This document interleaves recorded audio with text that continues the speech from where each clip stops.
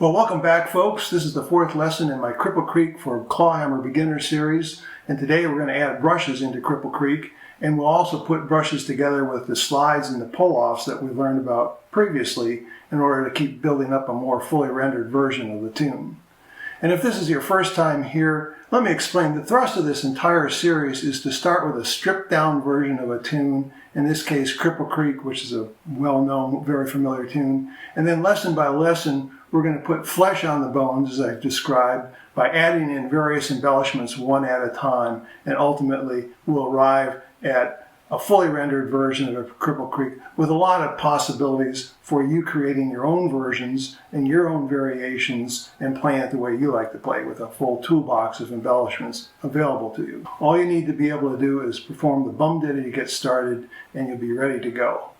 And if you haven't already, I'd suggest you go back and start at the beginning of the series, especially with the first lesson, which is about the bare bones Cripple Creek. I'll walk you through that and demonstrate that, because that's the foundation for everything we do going forward as we put all these embellishments into the tune.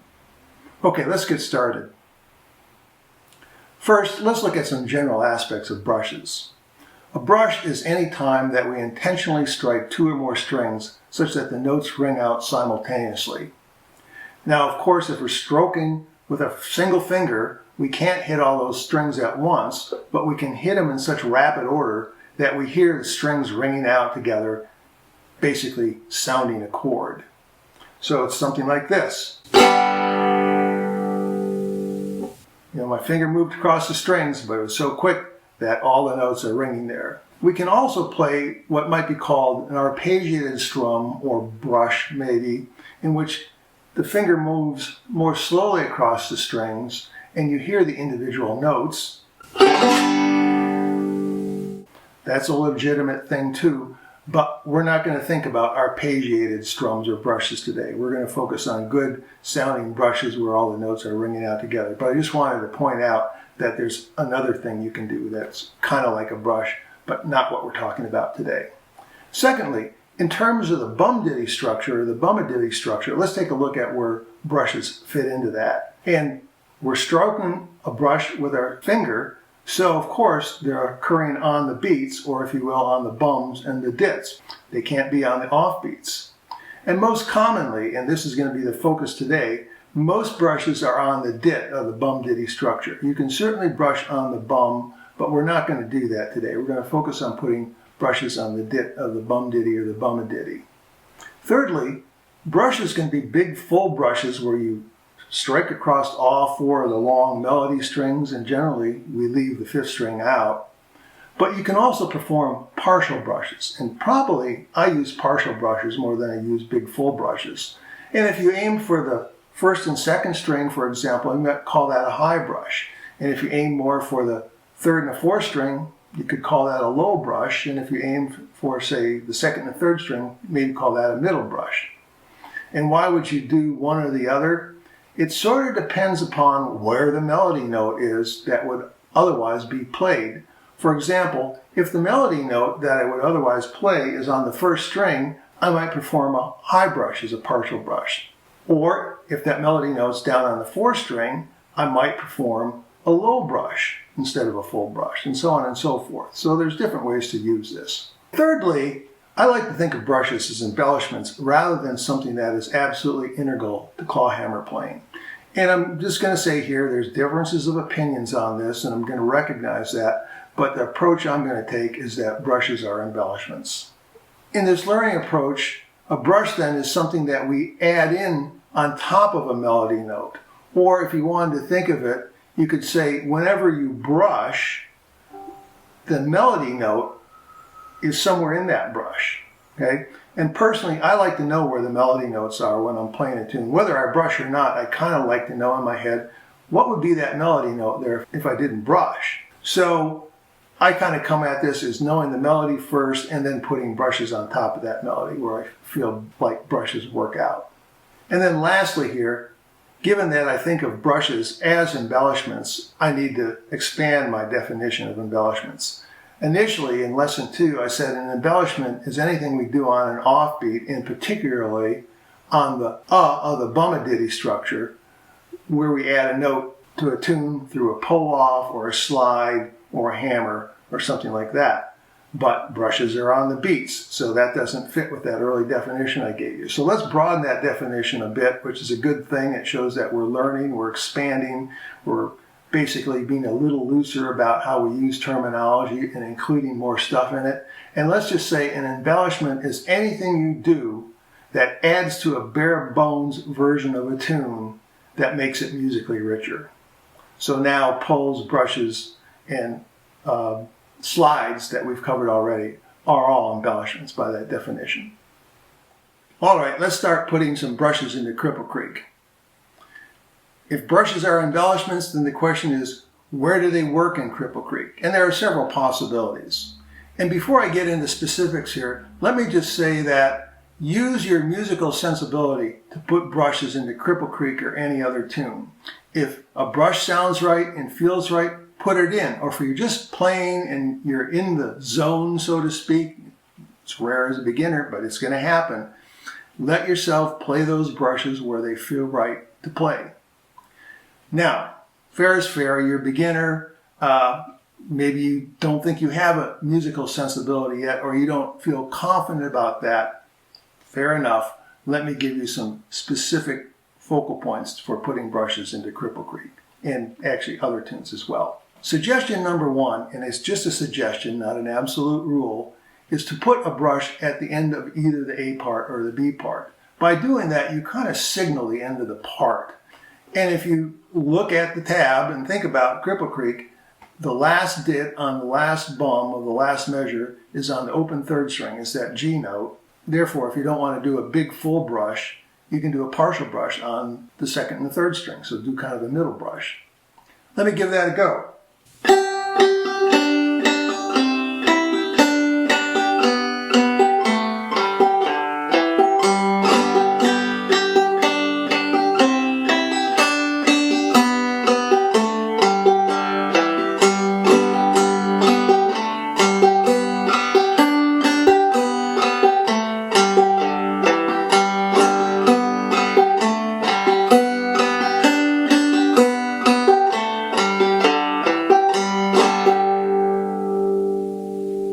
Okay, bare bones Cripple Creek with just brushes at the end of the A part and at the end of the B part.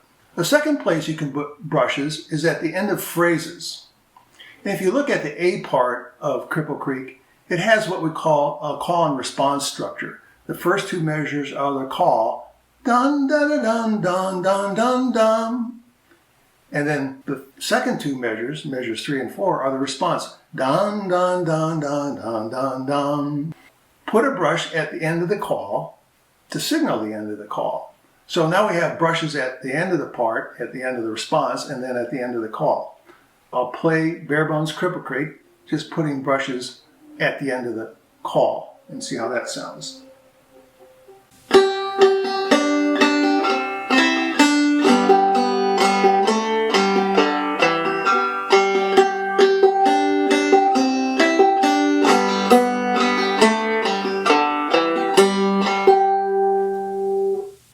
Play it again. I'll put brushes at the end of the call and then at the end of the A part, or if you will, at the end of the response.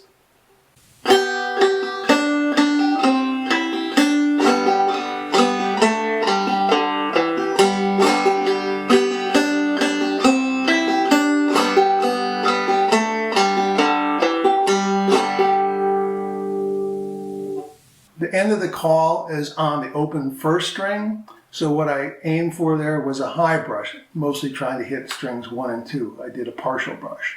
Do a big full brush there if you want to, but partial brushes work just fine.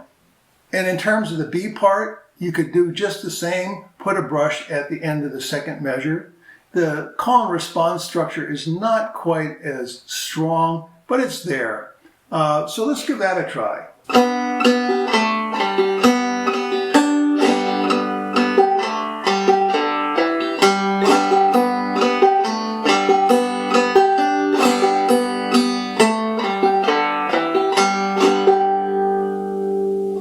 The end of measure 2 is on the open first string, so you can either do a big full brush or put a high brush in there, a partial brush. They both work, depending upon what you like.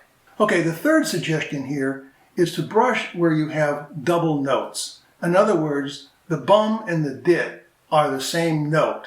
You're hitting the same string or the same note twice. It's good then to put a brush on that second note. It works out nicely sometimes. You kind of bury that note and give a little more richness to the tune. And in the A part, and we have that in the very first measure, the bare bones is 2 notes on the 5th fret of the 1st string and then 2 notes on the open 1st string. So we could put a brush on either of the dits there. We could do, I'll do that again. Or we could put it on the second one. Or if you're really feeling crazy, you could put brushes on both dits. It's up to you. Measure 3 in the A part also has a double note. If you think about it, the bare bones is... We play the open 2nd string twice there, so we could put a brush on top of that 2nd note, that 2nd open string. I'll do that again.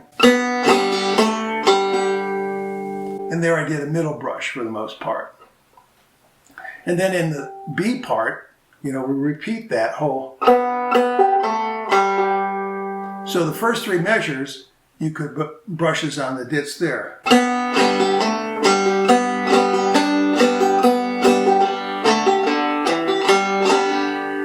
Well, we got a lot of brushes going on there in the B part of Cripple Creek, so maybe you'd want to back off on some of that, or maybe not. I'm just showing you possibilities for doing this and guiding you into where you might want to add brushes into Cripple Creek. Let me play through Cripple Creek, if I can do this, bare bones with just brushes in the suggested places.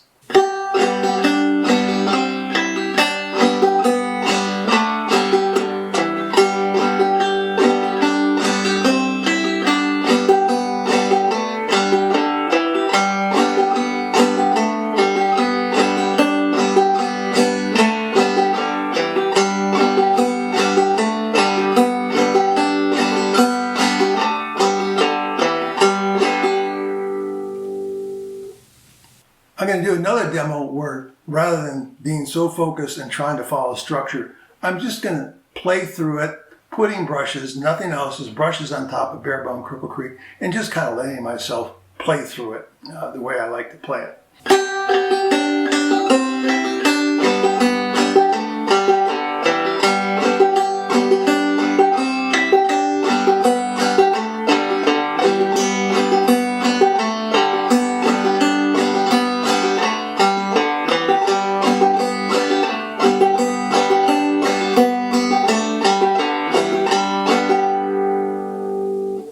I didn't actually follow all the rules. I put brushes in some other places, but the point of that is I just let myself play without thinking about it too much, and hopefully it worked out.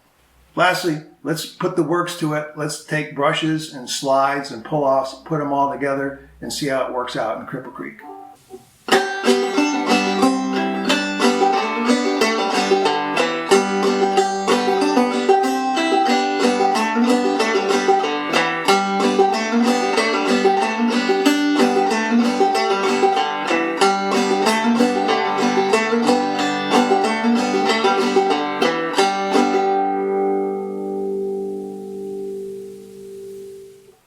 Let's wrap up then. Again, I view brushes as embellishments rather than integral to clawhammer, so they're something I add in when appropriate. So I like to think of where the melody notes are, and then I put brushes on top of those melody notes. Does it matter? Yeah, maybe. Do you think of brushes as something you add in versus something you take out? Again, that's a big topic for another day, and people probably could start flame wars about that on Banjo Hangout or something, so we'll just put that aside and just say this is the approach I took in this particular lesson, and this is the approach I take when I work out arrangements. Secondly, remember that partial brushes are just as viable as big full brushes. Use your judgment on that. I gave you some guidelines as when to high brush versus low brush versus middle brush, so think about that. And again, some suggestions for where to put brushes in at the ends of parts. at the ends of phrases. In particular, if you have a call and response structure, put a brush at the end of the call, put a brush at the end of the response if you want to. And of course, it's really your call where you want to put brushes. Let your musical sensibility guide you. Once you get confident about that, and you can forget about all these suggestions, or you can always come back to them when you're working out an arrangement and see what you like. All right, there's brushes. Next up, we're going to look at adding hammers into Cripple Creek. So stay tuned for that. And until then, have fun and keep on picking.